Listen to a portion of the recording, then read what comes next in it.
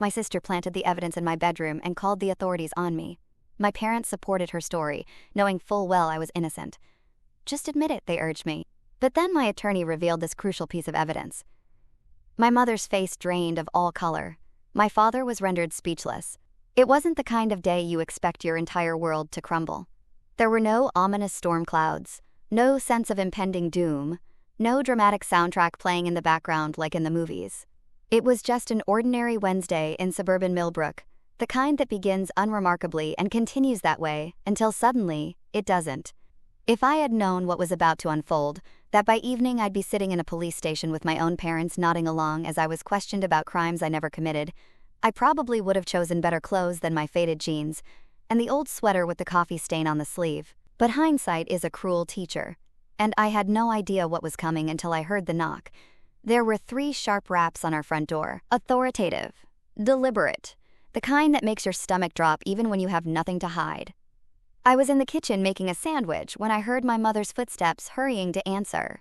Through the archway, I watched her smooth her hair and adjust her blouse before opening the door, a habit she'd had for as long as I could remember, always wanting to present the perfect image to the outside world. Sophia Martinez? The voice was official, practiced. Yes, that's me. My mother's tone was carefully modulated, polite but cautious. We're Officers Johnson and Blake with the Millbrook Police Department. We received a report about illegal substances at this residence. We'd like to speak with you and search the premises. My sandwich fell apart in my hands, lettuce and turkey scattering across the counter. This had to be about my sister. It had to be. Maya had been spiraling for months now, ever since she'd dropped out of college and moved back home. The late nights, the strange friends, the way she'd lock herself in her room for hours. It all made sense now. Of course, officers, please come in. My mother's voice was steady, accommodating. Too accommodating for someone whose daughter was supposedly being investigated. I wiped my hands on a dish towel and walked toward the front hallway, expecting to see confusion on my parents' faces. Maybe concern about Maya's well-being. Questions about what kind of trouble she might be in. Instead, I found something far more unsettling. Calm preparation. My father stood near the staircase, dressed in his usual work clothes, despite it being his day off. He glanced at me briefly, then looked away. My mother was already gesturing toward the stairs. Sophia's room is the second door on the right, she said, as if she'd been expecting this visit. The words hit me like ice water. My room? Why my room? Nobody answered. Officer Johnson, a tall man with graying temples, looked at me with the kind of neutral expression that suggested he'd done this many times before. Miss Martinez, we have a search warrant for your bedroom based on a credible tip we received. A tip about what? My voice cracked slightly. I don't understand. Officer Blake, shorter but broader, was already heading up the stairs. We'll explain everything once we've completed our search. I followed them up, my heart hammering against my ribs. Maya emerged from her room as we passed, leaning against her doorframe with crossed arms. She was wearing an oversized hoodie, her dark hair pulled back in a messy bun. She watched the procession with what I can only describe as detached interest, like she was observing a mildly entertaining television show. My room looked exactly as I'd left it that morning. Bed made with military precision, desk organized, clothes folded and put away. I'd always been the neat one, the responsible one, the daughter who never caused problems. The contrast with Maya's perpetually chaotic space couldn't have been more stark. Officer Blake went directly to my dresser, not searching randomly, but moving with purpose. He pulled open the bottom drawer, the one where I kept my extra bedding and seasonal clothes, and immediately his hand found something that shouldn't have been there. A small plastic bag filled with white pills. I actually laughed. A short, incredulous sound that seemed to echo in the suddenly silent room. That's not mine, I said, the words feeling absurd even as I spoke them. I've never seen that before in my life. The officers exchanged a look. They'd heard this before. I spun around to face my parents, who had appeared in the doorway. Tell them, I said, desperation creeping into my voice. Tell them that's not mine. But instead of the outrage I expected, instead of the immediate defense of their innocent daughter, I saw something that made my blood turn cold. Resignation. We've been worried about Sophia for weeks, my mother said quietly. She's been acting differently. Withdrawn. Secretive. What? The word came out as barely a whisper. My father nodded slowly. We found her with suspicious items before, but we thought if we handled it as a family. The room seemed to tilt. These were my parents, the people who had raised me, who knew me better than anyone, and they were lying. They were standing in my bedroom, watching me being framed, and they were helping it happen. "Sophia Martinez," Officer Johnson said, reaching for his handcuffs. "You're under arrest for possession of controlled substances with intent to distribute." As the metal closed around my wrists, I caught sight of Maya still standing in her doorway. For just a moment, our eyes met. I expected to see guilt, or fear, or at least some flicker of conscience. Instead, I saw nothing at all. There had always been a golden child in our house, and it was never me. Maya was born 3 years before me, and from the moment she drew her first breath, she seemed to possess some magical quality that made everything she did worthy of celebration. She was the kind of child who could spill juice on the carpet and somehow make it look artistic. When she brought home a lopsided pottery bowl from art class, my parents cleared an entire shelf in the living room to display it like it was a museum piece. When I spent an entire weekend creating a detailed science project that won second place at the school fair, it ended up forgotten in the garage next to old paint cans and Christmas decorations. Maya never had to try. She was naturally charismatic, effortlessly beautiful, the type of person who made friends instantly, and teachers remember her name years later. When she cried, people wanted to comfort her. When I cried, I was told I was being too sensitive. I don't think my parents meant to make me feel invisible. At least, I tell myself they didn't. But intention and impact are two very different things, and the impact was that I learned early to be small, quiet, undemanding. I thought if I could just be perfect enough, get straight A's, keep my room spotless, never cause trouble, they would finally see me the way they saw her. But perfection, I discovered, is just another way to disappear. When Maya turned 15, she decided she wanted a pet. Not just any pet, a dog. She made elaborate presentations complete with charts about responsibility and the emotional benefits of animal companionship. She researched breeds, calculated food costs, even found a part-time job to help pay for expenses. My parents were impressed. "This shows real maturity," my father said, nodding approvingly at her PowerPoint presentation. Within a week, we had Oscar, an energetic golden retriever mix with one floppy ear and eyes that seemed to hold all the joy in the world. Maya loved him intensely for exactly 3 weeks. Then, the novelty wore off. "He's too hyper," she complained when he knocked over her art supplies. "He smells weird," she said when he tracked mud through the house. "He's ruining my sleep schedule," she whined when he needed early morning walks. My parents began making phone calls to animal shelters. "We'll give him another week," my mother said, "but if Maya doesn't step up, we'll have to find him a new home." I was 12 years old, and I couldn't bear the thought of Oscar being abandoned again. "I'll take care of him," I promised. "I'll walk him, feed him, train him, everything." My parents exchanged one of their looks, the kind that said they were humoring me, but didn't really believe I'd follow through. "Fine, Sophia, but he's your responsibility now." Oscar wasn't just a responsibility, though. He became my closest companion, my most loyal friend. He slept curled against my legs every night, followed me from room to room during the day, and somehow always seemed to know when I needed comfort. When Maya would scream at me for using her shampoo, or when my parents would forget to attend yet another school event, Oscar would rest his head on my lap and remind me that at least someone in this house loved me unconditionally. The only other person who truly saw me was my grandfather, Papa Luis. He lived about 15 minutes away, in a small blue house, with a garden that bloomed year-round, and a kitchen that always smelled like café con leche and fresh bread. Whenever the tension at home became unbearable, which was often, I'd grab Oscar's leash and announce I was going for a walk. Then we'd escape to Papa Luis's house, where I felt like I could breathe again. Papa Luis wasn't like my parents. He didn't offer unsolicited advice or try to fix everything. He just listened.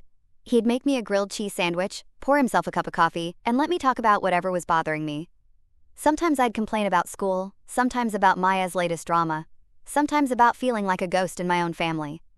"Mija," he'd say in his gentle voice, "your worth isn't determined by how loudly you have to shout to be heard. Sometimes the strongest people are the ones who know how to be quiet until it's time to speak." I didn't understand what he meant then. I thought being quiet was the same as being weak, but Papa Luis saw something in me that my parents missed. A steadiness, a resilience, a core of strength that didn't need constant validation to exist. When Maya left for college, our house became a different kind of quiet, not peaceful, just empty. My parents wandered around like they'd lost a limb, constantly texting her, calling her, asking about her classes, her friends, her social life. They hung on every mundane detail she shared, as if it were precious news from a foreign country. I was still there, of course.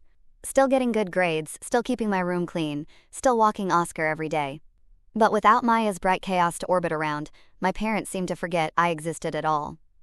Then Maya came home. No warning, no explanation, just a text message. College wasn't working out. Coming home tomorrow. She arrived with 2 suitcases, and a story about her roommate being quote, and her professors being unreasonable. My parents welcomed her back with open arms, no questions asked, no consequences discussed. Her room was exactly as she'd left it, waiting for her return like a shrine. But this version of Maya was different. Harder, more secretive. She'd lock her door for hours at a time, take phone calls in hushed voices, have people I didn't recognize come to the house at odd hours. There was a smell that lingered around her room, something sweet and acrid that made my nose wrinkle. I started noticing other things too. Money going missing from my mother's purse, prescription bottles appearing and disappearing from the medicine cabinet, the way Maya's hands would shake sometimes, and how her eyes would be glassy and unfocused during dinner. But when I tried to bring up my concerns, my parents dismissed them immediately. Maya's going through a difficult adjustment period, my mother said. She doesn't need you adding to her stress. Mind your own business, Sophia, my father added. Focus on your own life. So I did what I'd always done. I stayed quiet, kept my head down, and tried to be invisible. I had no idea that Maya was watching me, studying me, calculating how to use my very invisibility against me. I had no idea that my own family was about to make me disappear completely. The night before my arrest, I couldn't sleep. Oscar seemed restless too, pacing around my room and whining softly. I thought he might need to go outside, but when I offered to take him for a walk, he just stared at me with those expressive eyes, like he was trying to tell me something I couldn't understand. Now I wonder if he sensed what was coming, if somehow, in that mysterious way animals have, he knew that everything was about to change. The holding cell was everything you'd expect from a place designed to break your spirit. Concrete walls painted an institutional green, a metal bench that was somehow both too narrow to lie on and too hard to sit on comfortably, and fluorescent lights that hummed with the persistence of angry wasps. The air smelled like disinfectant and despair. I sat in that cell for what felt like hours, though time seemed to move differently in that windowless room. No one told me what was happening next. No timeline, no explanation of the charges, just the endless buzz of those lights and the occasional sound of footsteps in the hallway outside. I wasn't crying. I had moved past tears into some strange, hollow state where my mind felt completely disconnected from my body. It was like watching someone else's nightmare from a great distance. Horrible, but not quite real. I kept thinking about Oscar. By now, he would have realized I wasn't coming home for dinner. He'd be waiting by the door, those expressive brown eyes scanning every face that walked by, hoping one of them would be mine. The thought of his confusion, his loyalty being met with my unexplained absence, was somehow worse than everything else that had happened. Would my parents remember to feed him? Would they bother walking him, or would they decide he was too much trouble now that I wasn't there to take care of him? The possibility that they might take him to a shelter, or worse, made my chest tighten with panic. I also couldn't stop thinking about Papa Luis. Had they called him yet? Had they told him his granddaughter was a drug dealer, sitting in jail where she belonged? The idea of his disappointment, his shock at hearing what I'd supposedly done, was almost unbearable. But then another thought crept in. What if he didn't believe them? Papa Luis knew me better than anyone. He'd seen how I handled responsibility with Oscar, how I approached my schoolwork, how I carried myself through the world. Would he really think I was capable of this? The sound of keys jangling broke through my spiraling thoughts. A guard appeared at the cell door. A middle-aged woman with tired eyes and graying hair pulled back in a practical bun. "Martinez," she said, consulting a clipboard. "You have visitors." My heart jumped. Maybe Papa Luis had come. Maybe someone was here to straighten out this horrible mistake. But when I was led to the visitation room, I found my parents sitting at a metal table, looking like they were waiting for a business meeting, rather than visiting their daughter in jail. My mother had changed into a different blouse, something more formal. My father wore the expression he usually reserved for discussing taxes or home repairs. Mildly inconvenienced, but resigned to dealing with an unpleasant task. I sat down across from them, my hands shaking slightly as I placed them on the cold metal surface. The guard stationed herself near the door, close enough to intervene if necessary, but far enough away to maintain the illusion of privacy. "How are you holding up, Mija?" my mother asked, her voice carrying that particular tone she used when neighbors might be listening, concerned but controlled. "How do you think I'm holding up?" I replied, my voice hoarse from hours of silence. "I'm in jail for something I didn't do." My parents exchanged a look. It was subtle, but I caught it. The kind of glance that passes between people who have already discussed what they're going to say. "Sophia," my father began, leaning forward slightly, "we need to talk about what happens next." "What happens next is you tell them the truth," I said, desperation creeping into my voice. "You tell them those drugs weren't mine. You tell them about Maya's behavior, about the strange people coming to the house, about—" "Enough." My mother's voice was sharp enough to cut through my words. "That's not gonna help anyone, especially you." I stared at her, feeling like I was looking at a stranger. "What do you mean it's not going to help? It's the truth." My father cleared his throat. "The truth is complicated, Sophia. There are family considerations." "Family considerations?" I repeated, my voice rising. The guard shifted slightly, and I forced myself to lower my tone. "I'm your family too. Doesn't that count for anything?" "Of course it does," my mother said, but her words felt rehearsed. "That's why we're here. We've hired you a lawyer, someone who can help you navigate this situation." "I don't need to navigate anything. I need you to tell the truth." My parents sat in uncomfortable silence for a moment. Then my father spoke, his voice gentle, in a way that somehow made everything worse. "You're young, Sophia. This kind of thing, it doesn't have to ruin your whole life. First-time offenses, especially for someone your age with no prior record, the penalties aren't that severe." I felt like the air had been sucked out of the room. "You want me to plead guilty?" "We want you to be realistic," my mother said. "Fighting this could make things worse for everyone. If Maya gets dragged into this, if the whole family ends up under scrutiny." There it was, the real concern. Not my innocence, not justice, but the family's reputation. Maya's future, everything except what mattered most. "What about Oscar?" I asked, the question tumbling out before I could stop it. My parents looked puzzled. "What about him?" my father asked. "Who's taking care of him? Who's walking him, feeding him?" My mother waved a hand dismissively. "He's fine, Sophia. Don't worry about the dog right now." "Don't worry about the dog." I stood up so abruptly that my chair scraped against the floor. The guard took a step forward, but I held up my hands to show I wasn't a threat to anyone but myself. "That dog is the only thing in our house that actually loves me unconditionally, and you're telling me not to worry about him?" "Sit down, please," my father said, glancing nervously at the guard. I sat, but the rage was building in my chest like steam in a pressure cooker. "You're really going to do this? You're really going to let me take the blame for Maya's mess? We're trying to protect this family," my mother said, her mask of composure finally slipping slightly. "You don't understand the bigger picture here." "No, I understand perfectly," I said, my voice deadly quiet. "I understand that I've spent my entire life being invisible in my own home, and now you want to make me disappear completely." The silence that followed was deafening. My parents looked at each other again, and I saw something pass between them. Not guilt, not regret, but a kind of weary resolution. They had made their choice, and it wasn't me. "The lawyer's name is Jennifer Torres," my mother said finally, standing up. "She'll be here tomorrow morning to discuss your options." My father stood as well, straightening his shirt. We'll be in touch." They walked toward the door without looking back. Just before they reached it, I called out one more time. "What are you going to do with Oscar?" My mother paused, her hand on the door handle. "We'll figure something out," she said without turning around. And then they were gone, leaving me alone with the guard and the crushing realization that I was truly on my own. Back in my cell, I lay on the narrow bench and stared at the ceiling. The fluorescent lights continued their relentless buzzing, and somewhere in the distance, I could hear other inmates talking, laughing, living their lives in whatever way they could manage within these walls. I thought about all the times I had tried to earn my parents' love, their attention, their respect. All the perfect grades, all the quiet compliance, all the ways I had made myself small so that Maya could shine brighter. And in the end, when I needed them most, they had chosen her again. But something else was growing alongside the hurt and betrayal, something harder and more determined.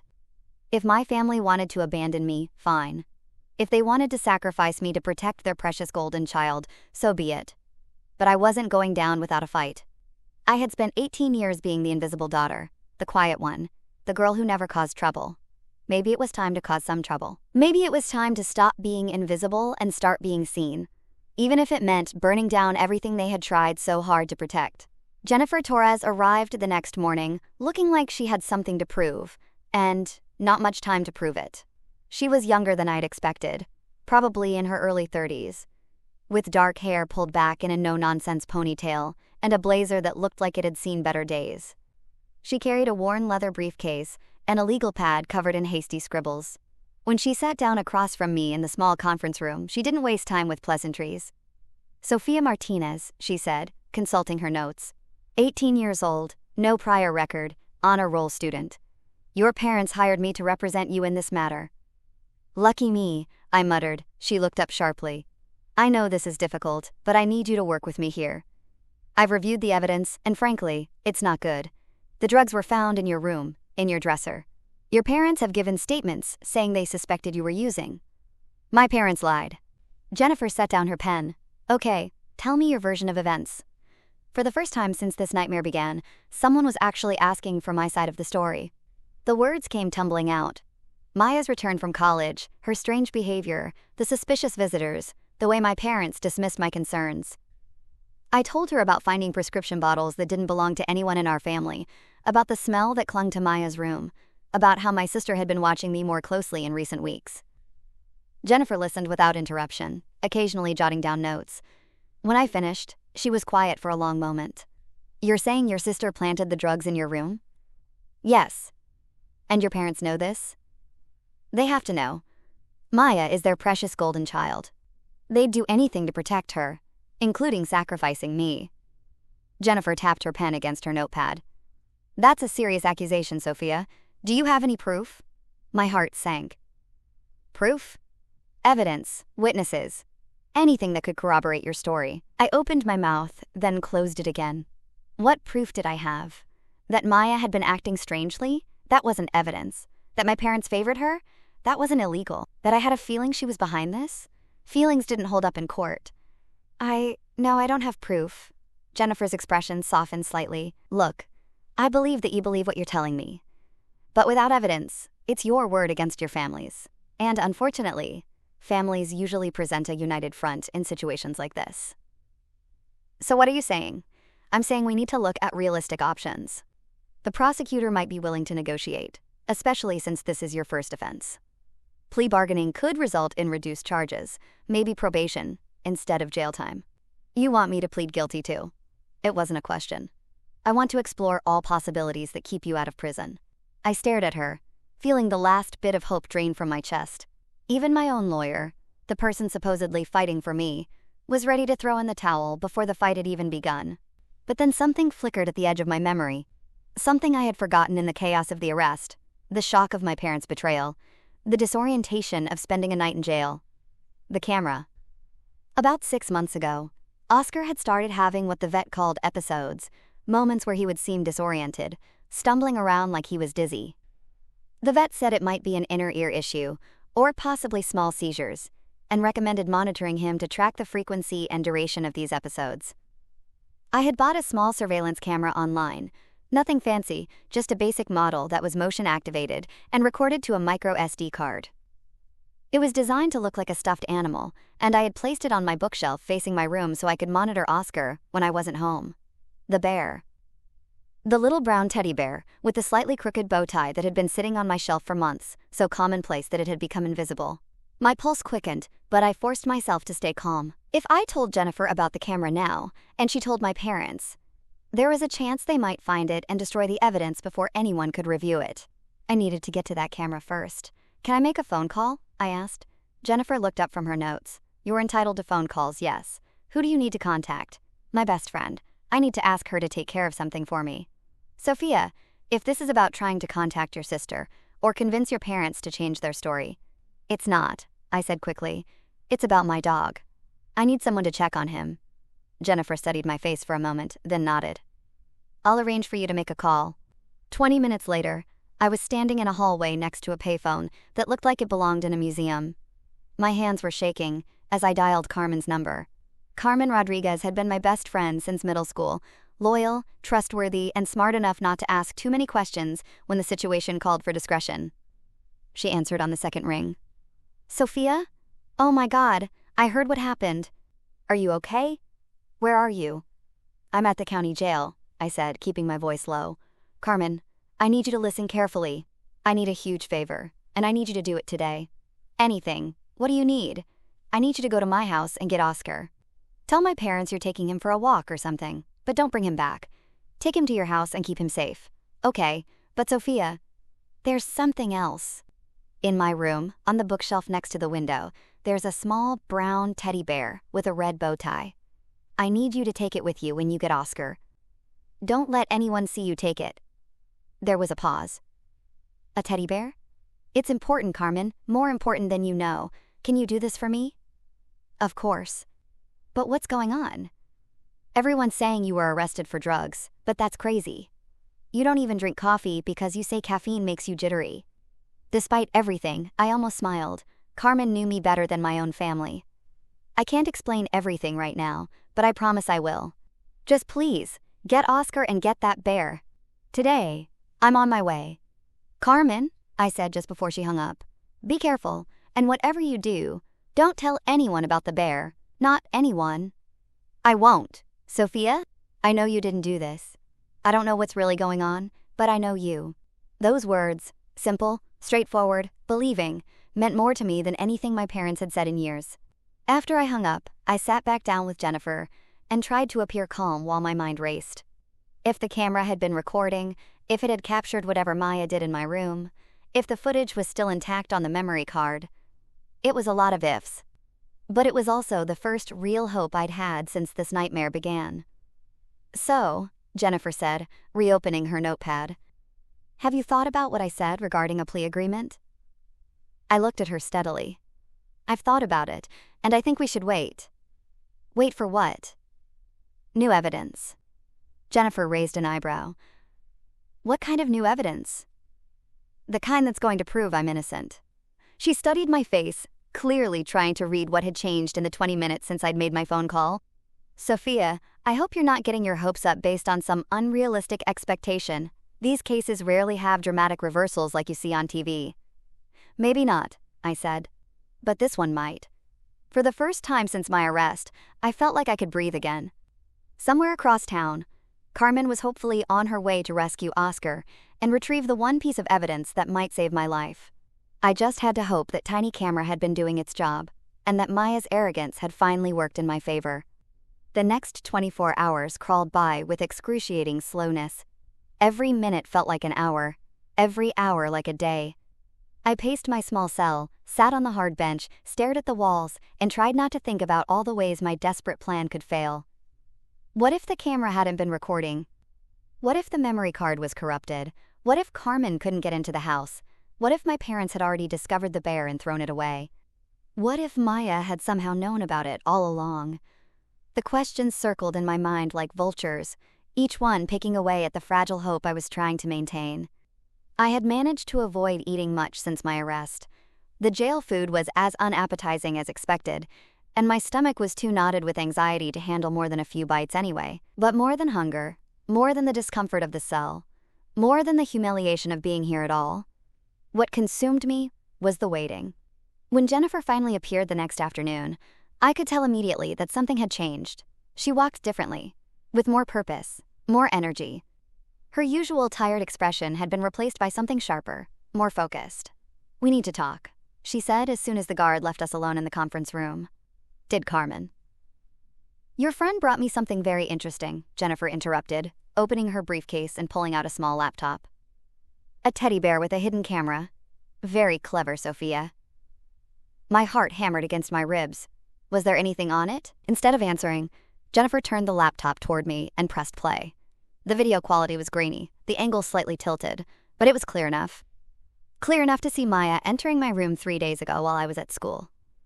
Clear enough to see her glance around nervously before approaching my dresser.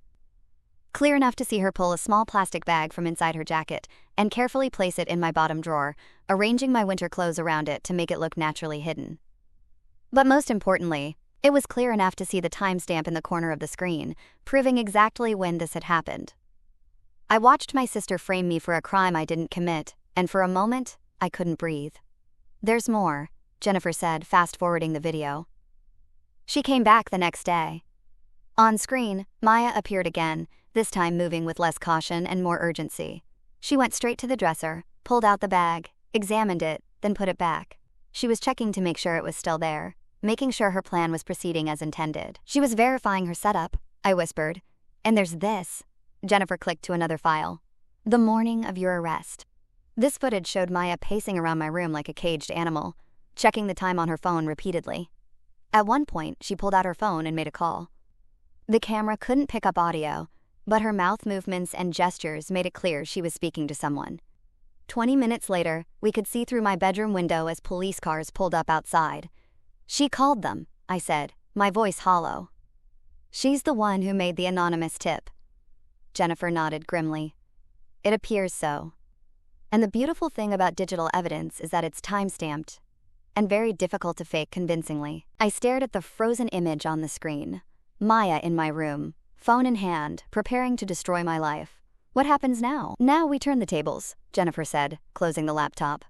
I've already contacted the prosecutor's office and requested an emergency meeting. They're going to want to see this footage, and when they do, the charges against you will be dropped immediately.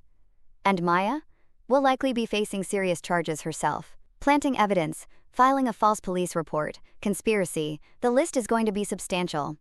I should have felt triumphant. I should have felt vindicated. Instead, I felt hollow, like someone had scooped out my insides and left only an empty shell. What about my parents? I asked quietly. Jennifer's expression grew more serious. That's more complicated. Their statements to police were false, but proving they knew they were lying is harder. However, if they maintain their story in the face of this evidence, they will, I said, with certainty. They'll find a way to justify it, to make it seem like they were protecting the family or acting in everyone's best interests. Then they'll likely be facing charges too. We sat in silence for a moment, the weight of what was about to happen settling between us. Sophia, Jennifer said finally, I need to ask you something, and I need you to be honest with me. Did you know the camera was there when you asked your friend to get it? Yes, and you suspected it might have captured evidence? I hoped it might have. I wasn't sure. She nodded slowly. Why didn't you tell me about it immediately? I met her eyes. Because I needed to make sure the evidence was safe first. If I'd told you, and you'd told my parents or the prosecutor, they might have found a way to make it disappear before anyone could see what was on it. You don't trust easily, do you? I've learned not to. Jennifer packed the laptop back into her briefcase. Well, your caution paid off. This footage is going to change everything. As she stood to leave, I grabbed her arm. Wait. What about Oscar, my dog? He's safe with your friend. She said to tell you he's eating well and sleeping on her bed. For the first time in days, I smiled. A real smile, not the bitter grimace I'd been wearing since my arrest. There's something else you should know, Jennifer added. Your grandfather has been calling my office every few hours since yesterday. Apparently, your friend Carmen contacted him after she picked up the dog. He wants to see you. Papa Luis. Of course he'd want to see me. Of course he'd be worried. Can you arrange that? I'll make some calls. After Jennifer left, I was returned to my cell, but everything felt different now. The walls didn't seem as close, the air didn't feel as stifling. I had proof. I had evidence. I had a way out of this nightmare. But more than that, I had something I'd never really had before. Power. For 18 years, I'd been the invisible daughter, the one who didn't matter, the one whose needs and feelings were secondary to everyone else's. But now I held the key to my family's destruction, and the decision of what to do with it was entirely mine. I could show mercy, the way they never had for me. I could minimize the damage, protect them from the worst consequences of their actions. I could be the bigger person, the forgiving daughter, the one who puts family first. Or I could let them face the full weight of what they'd done. I could watch them experience the same helplessness, the same betrayal, the same abandonment that they'd put me through. As I lay on the narrow jail cot that night, staring at the ceiling and listening to the sounds of the facility around me, I realized something profound. I no longer cared what they thought of me. I no longer needed their approval, their love, or their acceptance. I just needed to decide who I wanted to be when this was all over. The girl who'd been invisible was about to become very visible indeed, and the family that had thrown her away was about to discover that she was far from powerless. Tomorrow, everything would change. Tomorrow, the truth would finally see the light. And tomorrow, Maya would learn that framing your sister is a game best played by people who don't leave evidence behind. The meeting was scheduled for 10 o'clock the next morning in a sterile conference room at the courthouse. Jennifer had arranged what she called a quote, pre-trial conference with the prosecutor, but we both knew it was really an ambush. My parents arrived first, looking like they were attending a business meeting rather than potentially watching their lives implode. My mother wore a navy blue dress that I recognized as her important occasions outfit, the one she'd worn to my high school graduation and Maya's college send-off party. My father had chosen his best suit, the charcoal gray one he usually saved for funerals and job interviews. They sat across from Jennifer and me, their faces carefully composed masks of concern and dignity. Maya slouched in beside them, wearing an oversized hoodie with the hood pulled up, as if she could hide from what was coming. The prosecutor, a sharp-eyed woman named Diana Chen, took her seat at the head of the table with a thick file folder and a no-nonsense expression. Jennifer had warned me that Chen had a reputation for being thorough and unforgiving when it came to false accusations and evidence tampering. "Before we begin," Jennifer said, opening her laptop, "I'd like to present some newly discovered evidence that directly relates to this case." My mother's eyebrows rose slightly. "What kind of evidence?" "Video evidence," Jennifer replied calmly. "Recorded in Sophia's bedroom over the past week." I watched Maya's face carefully as Jennifer said this. For just a fraction of a second, her composure cracked, a tiny flinch, a slight widening of her eyes. But she recovered quickly, arranging her features back into studied indifference. My parents, however, looked genuinely confused. "Video evidence?" my father repeated. "How is that possible?" Jennifer turned the laptop screen toward them and pressed play. Sophia had installed a security camera to monitor her dog's health episodes. The camera was motion-activated and recorded continuously to a memory card. The first video began playing. Maya entering my room, looking around nervously, approaching the dresser with purpose. The room was silent except for the laptop's small speakers and the sound of my family's breathing becoming more labored. As Maya on screen pulled the plastic bag from her jacket, my mother gasped audibly. My father leaned forward, his face draining of color. Maya herself sat frozen, staring at her own image like she was watching a horror movie. "This footage is time-stamped 3 days before Sophia's arrest," Jennifer narrated clinically. "As you can see, Maya Martinez is clearly planting evidence in her sister's dresser drawer." The video continued, showing Maya carefully arranging my clothes around the hidden bag, checking to make sure everything looked natural, then leaving the room. "There's more," Jennifer said, clicking to the next file. This time, Maya appeared more confident, checking on her planted evidence, making sure it was still in place. Then came the final video, Maya pacing, checking her phone, making the call that would bring police to our house. When the footage ended, the silence in the room was deafening. Prosecutor Chen was the first to speak. "Ms. Martinez," she said, addressing Maya directly, "do you have any explanation for what we just witnessed?" Maya's mouth opened and closed several times before any sound came out. When she finally spoke, her voice was barely above a whisper. It wasn't supposed to happen like this." "Like what?"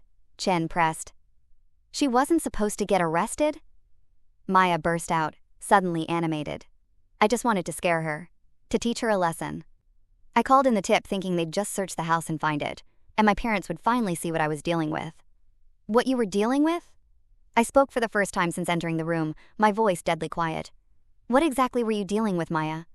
She turned to me, and for a moment, I saw something raw and desperate in her eyes. "You don't understand. You never understood. Everything was always so easy for you." "Easy?" I stood up so abruptly that my chair scraped against the floor. "Easy? You think it was easy being invisible in my own house? You think it was easy watching you get praised for breathing while I got ignored for excelling? You got the inheritance," Maya shouted back, all pretense of composure gone. "Papa Luis was going to leave everything to you. Everything. And you didn't even know, did you? You didn't even care." The room spun slightly. I sat back down, staring at my sister. What inheritance? My parents looked at each other with expressions I couldn't quite read. Guilt, maybe, or calculation. "Papa Luis changed his will 6 months ago," my father said quietly. "He decided to leave everything to you instead of splitting it between you and Maya. He said you were the only one who visited him because you wanted to, not because you expected something," my mother added, her voice strained. "He said you were the only one who really cared about him." The pieces started falling into place. "You knew about this before you had me arrested." It wasn't a question, but my mother nodded anyway. "Maya was upset. She felt like she was being punished for going to college, for trying to build her own life.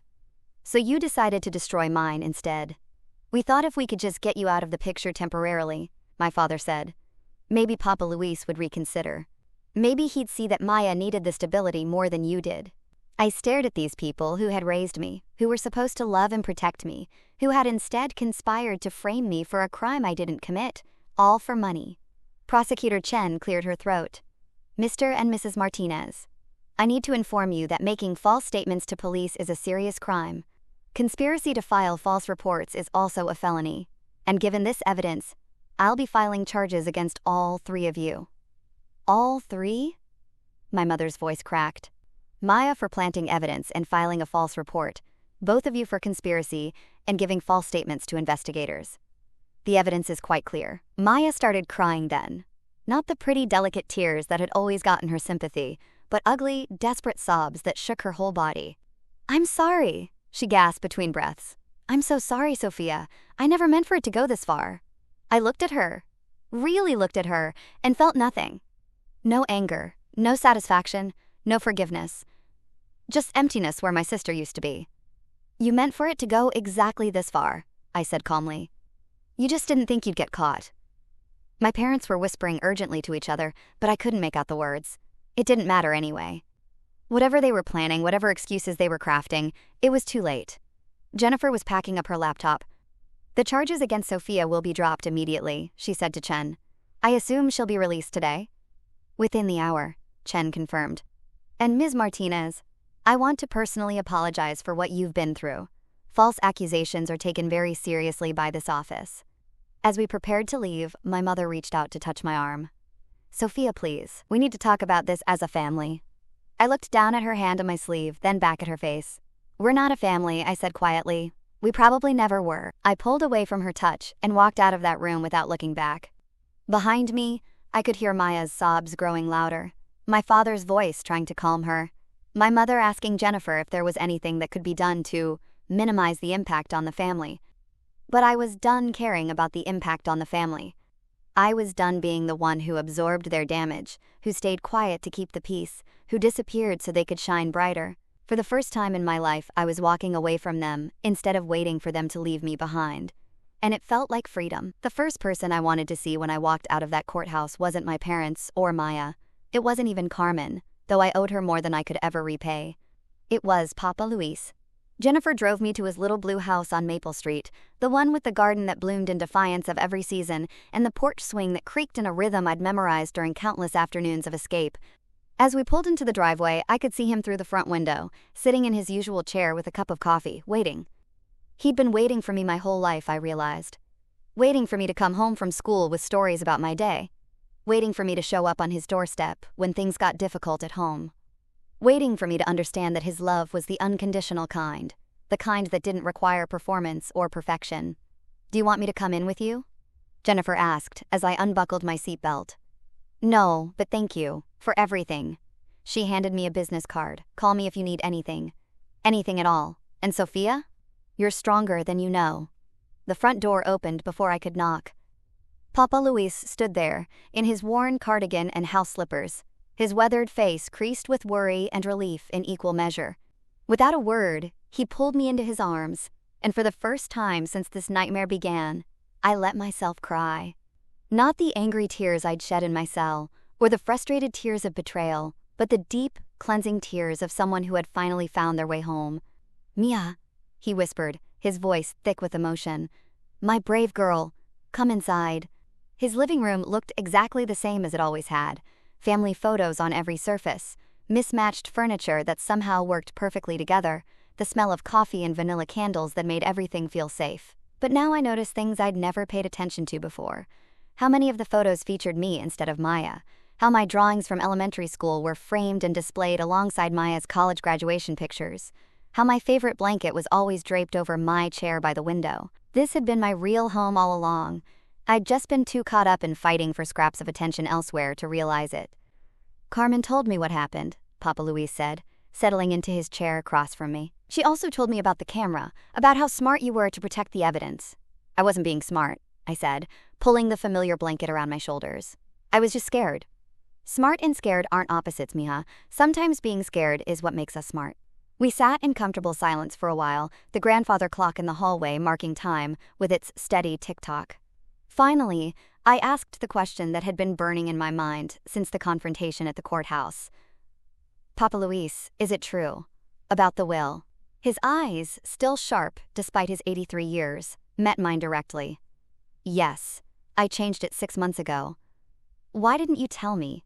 Because I didn't want it to change how you treated me.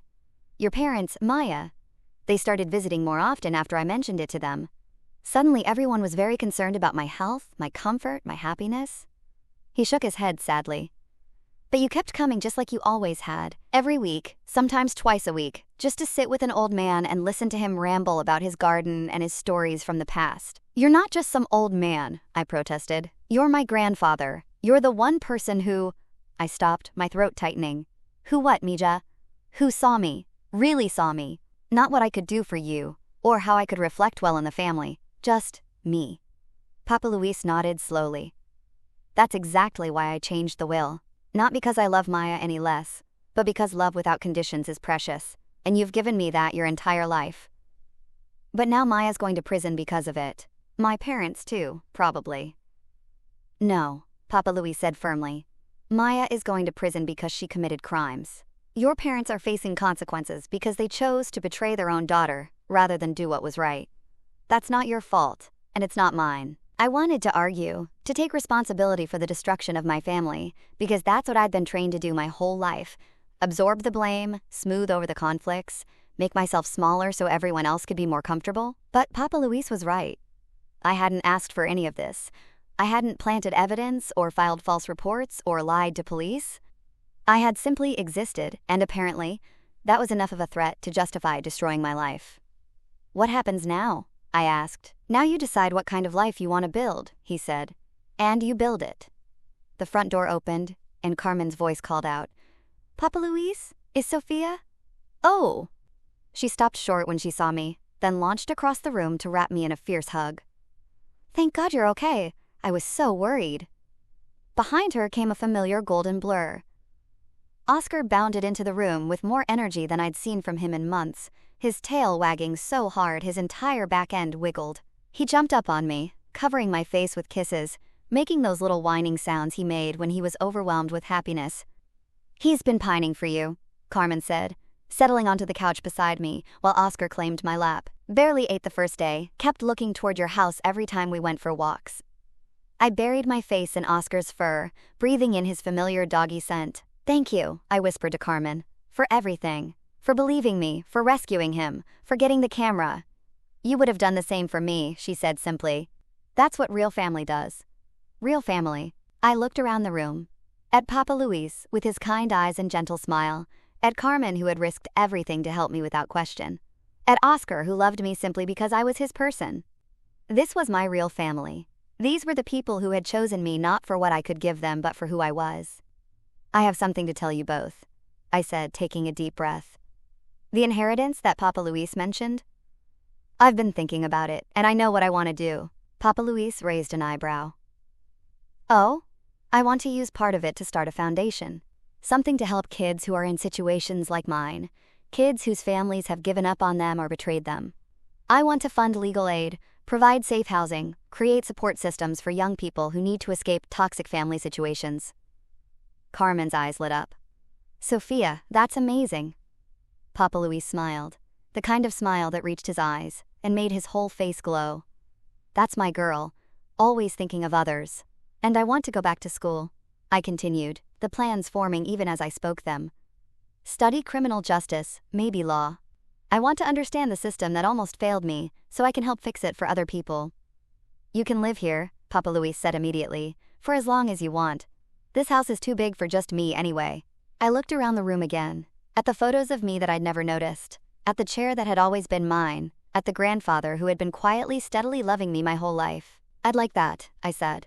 I'd like that very much. That evening, as the sun set over Papa Luis's garden and Oscar dozed contentedly at my feet, I felt something I couldn't remember ever feeling before: peace. Not the fragile peace of walking on eggshells, trying not to disturb the family dynamics, but the deep, lasting peace of being exactly where I belonged. My phone buzzed with a text message. I glanced at it and saw my mother's name. The message read, "Please come home. We need to talk as a family." I showed it to Papa Luis and Carmen. "What are you going to do?" Carmen asked. I looked at the message for a long moment, then deleted it without responding. "I am home," I said simply. And for the first time in my life, that was absolutely true. 3 months later, I sat in the same courthouse where my life had nearly ended, but this time I was in the gallery watching justice finally be served. Maya was sentenced first. The judge, a stern woman with silver hair and no patience for excuses, listened to Maya's tearful apology with an impassive expression. Maya's lawyer had tried to argue for leniency. She was young, she was struggling with substance abuse issues. She hadn't meant for things to go so far. But the evidence was overwhelming, and the judge wasn't impressed by the sob story. "Ms. Martinez," the judge said, "you didn't just plant evidence.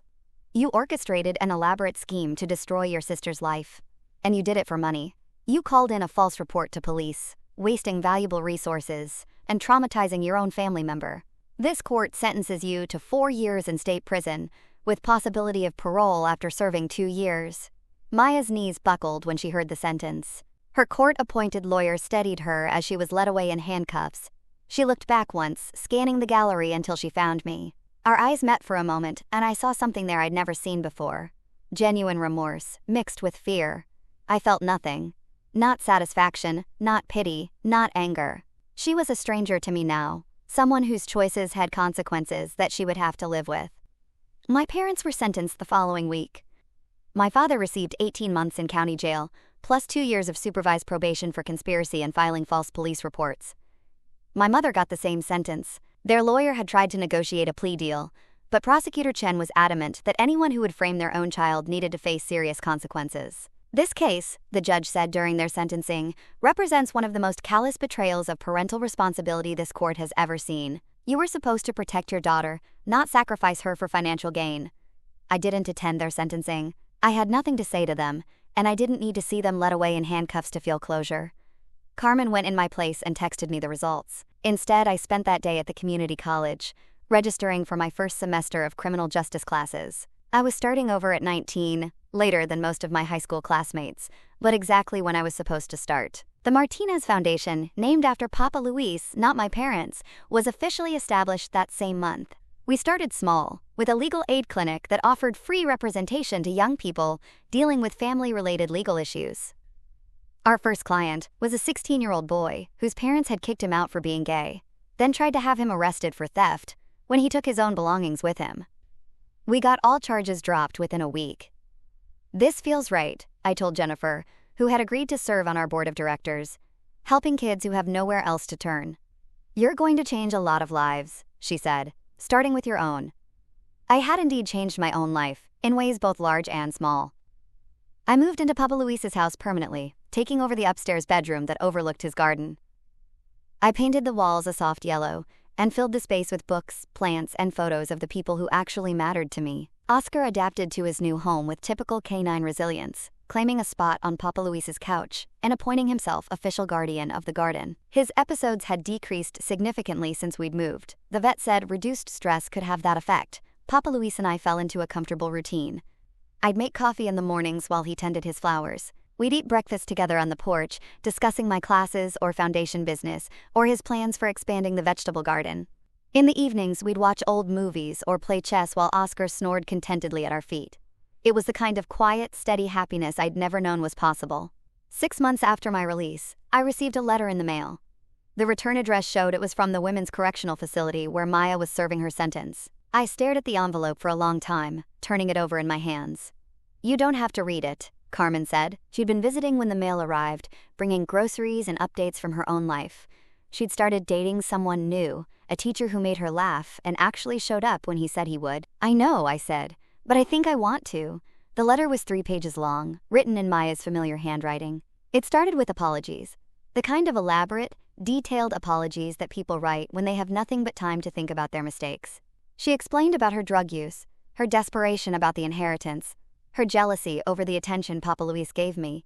She wrote about prison, about the therapy sessions that were helping her understand why she'd made such destructive choices. She talked about wanting to make amends, to somehow repair the damage she'd caused. The final paragraph read, I know I don't deserve your forgiveness, and I'm not asking for it. I just want you to know that watching you rebuild your life from nothing has made me realize how strong you've always been. I spent so many years thinking you were weak because you were quiet, but you weren't weak. You were just waiting for your moment to shine. I'm proud of you, Sophia. I know I don't have the right to say that anymore, but I am. I folded the letter carefully and put it in my desk drawer, next to other things I wasn't ready to decide about. A year later, I got a call from Maya's caseworker. She was up for early parole and had listed me as a character reference. Would I be willing to write a letter supporting her release? I thought about it for a week. I talked to Papa Luis, to Carmen, to Jennifer, to my therapist, Drive. Rodriguez, a kind woman who specialized in family trauma and had helped me understand that healing doesn't always look like forgiveness. In the end, I wrote the letter. Not because I'd forgiven Maya, but because I believed people could change, and because keeping her in prison longer wouldn't undo what she'd done to me. I wrote honestly about the damage she'd caused, but also about her apparent commitment to rehabilitation. Maya was released 6 months later. I didn't go to pick her up, didn't offer her a place to stay, didn't rush to rebuild our relationship. But when she called to thank me for the letter, I answered the phone. I'm getting my GED, she told me, and I'm working at a coffee shop downtown. It's not much, but it's honest work. That's good, I said. I'm proud of you for trying. It was a small conversation, awkward and tentative, but it was a beginning. Maybe we'd never be close again. Maybe we'd never fully trust each other. But maybe, someday, we could find a way to coexist in the same world without one of us having to disappear. My parents were released after serving 14 months. They moved to a different state, Arizona, I heard through the legal grapevine, and started over with new names and a manufactured story about their past. They never reached out to me directly. Papa Luis heard from his son once, my father calling to ask about accessing some old family documents. Papa Luis was polite but firm. Those documents belong to Sophia now. You'll need to ask her permission. My father never called me. 2 years after my arrest, I was featured on the local news for the work our foundation was doing. The reporter asked me about my motivation for helping young people in crisis. Everyone deserves to have someone in their corner, I said, looking directly into the camera. Everyone deserves to be believed when they tell the truth. And everyone deserves the chance to build a life surrounded by people who choose them, not people who are stuck with them.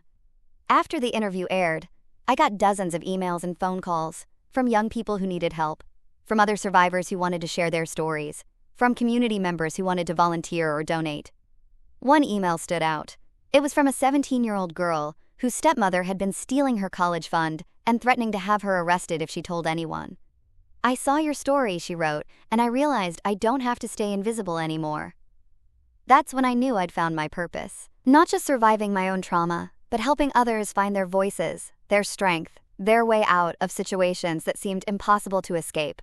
On a warm spring evening 3 years after my arrest, I sat on Papa Luis's porch swing with Oscar's head in my lap, watching the sunset paint the sky in shades of orange and pink. My grandfather was watering his tomatoes, humming an old Spanish song under his breath. My phone buzzed with a text from Carmen. Dinner Sunday? Jake wants to meet the woman who saved my faith and friendship. I smiled and typed back, of course, can't wait to meet him. Another text, this one from Jennifer. Foundation board meeting moved to Thursday. Also, you got into law school. Congratulations. I stared at that message for a long moment, letting the reality sink in. Law school. 4 more years of hard work, but 4 years that would lead to a career spent fighting for people like me. People whose families had failed them. People whose truth had been buried under other people's lies.